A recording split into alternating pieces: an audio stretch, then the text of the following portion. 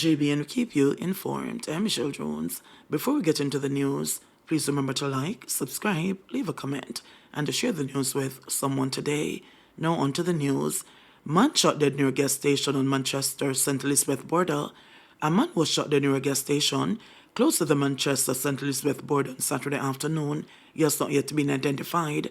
Preliminary reports indicate that around 4:45 p.m., the victim was seated in a white Toyota Axio parked near the gas station when another vehicle pulled up alongside him. A gunman exited the vehicle and opened fire on the man in the driver's seat. Eyewitnesses noted that the gunman's gun fell during the attack, but he quickly retrieved it and continued firing. This incident marked the third reported shooting in St. Elizabeth on Saturday. Earlier that day, a man was shot dead in Pepper District, while another was shot and injured in Thornton District. Man shot dead in Cheshire Village housing scheme. A tragic shooting occurred Saturday morning in Cheshire Village, a housing scheme built mostly for disabled residents, claiming the life of 23-year-old Michael Sutherland, otherwise known as Dim Dim, from Bedward Gardens in Augustown. Around 7:45 a.m., residents reported hearing loud explosions and promptly contacted the police. Upon arrival, lawmen discovered Sutherland lying face down in a pool of blood with what appeared to be gunshot wounds to the head. He was dressed in pink and white shorts, black and red American Eagle underwear, and black, white, and orange Nike sneakers.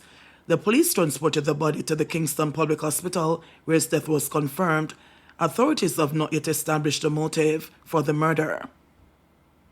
Chef shot and killed during home invasion in Manchester.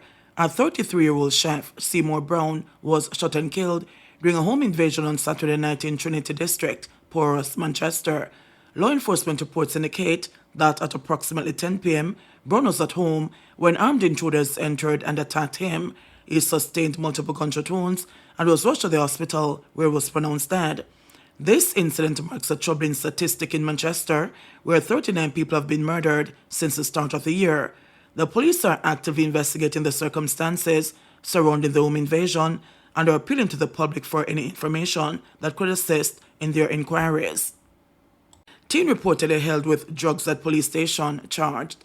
A 15-year-old female student was arrested and charged with possession of ganja after officers reportedly found her with illegal drugs on the grounds of the Denham Town police station late Thursday night.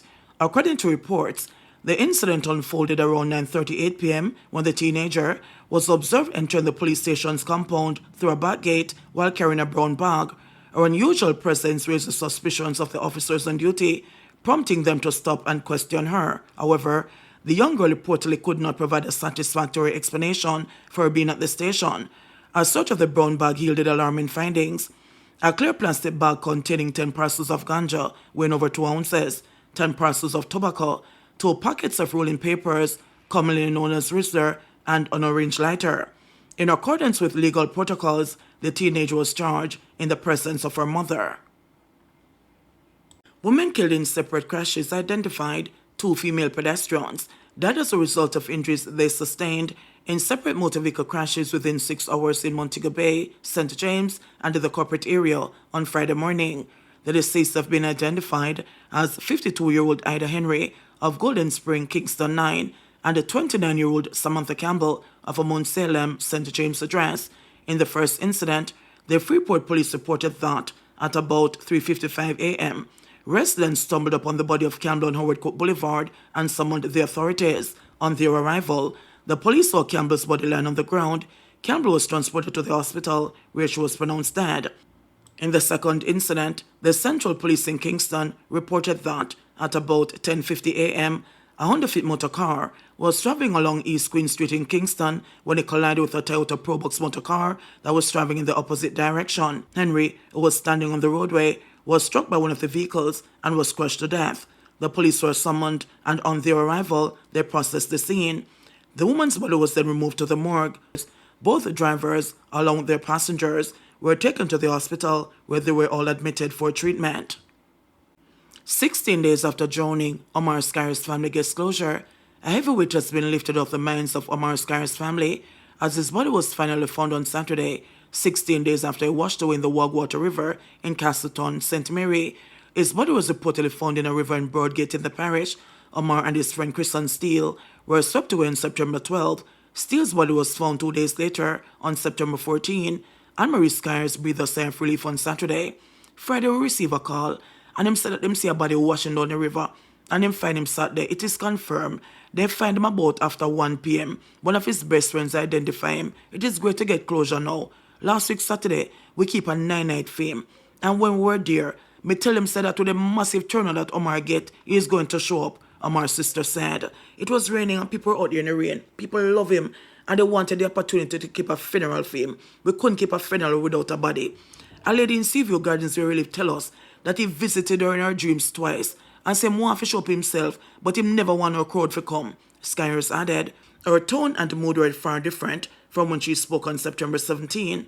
At that time, she said, they are still searching. We just want to find the body to get some closure. It is like our lives are on pause. We want to get the body and move on. Whether it is all or in pieces, we just want something to send them off and get back to our lives.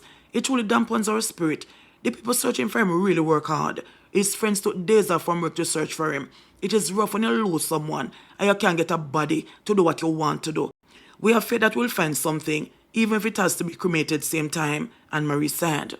It must be all hands on deck in fight against crime, JCF says.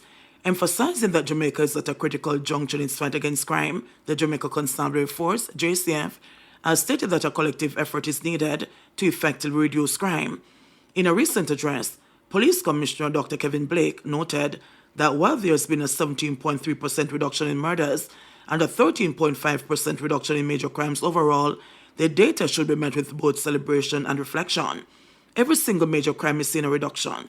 These numbers are more than statistical milestones, as they represent lives saved, communities made safer, and a shift in our law enforcement is addressing violent crime. Yet, as encouraging as these figures are, they should be met with both celebration and reflection, he said. If we take credit for the reduction in crime, which we should, we must also assume a major part of the responsibility when it is increasing, he continued.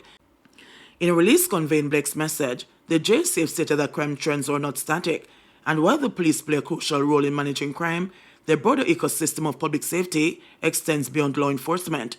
Crime is a reflection of deeper social, economic, and cultural issues that require a holistic multi-agency approach, the release noted. The Commission challenged JCF members to think beyond their immediate duties and view their role as part of a larger strategy for public safety, while also urging the public to rethink their role in crime prevention, emphasizing that every citizen should view themselves as a stakeholder in Jamaica's public safety. It is only through this unified way of thinking and the acceptance of shared responsibility that we'll become more effective in tackling the crime and violence challenge, Blake said. The fight against crime is ongoing, and it is one that requires all hands on deck. As citizens, we must resist the temptation to view crime as solely a police problem. Instead, we must see ourselves as partners in building a safer Jamaica. JBN, we keep you informed. Please remember to subscribe, like, share, leave us a comment, and click the notification bell to receive our daily news items.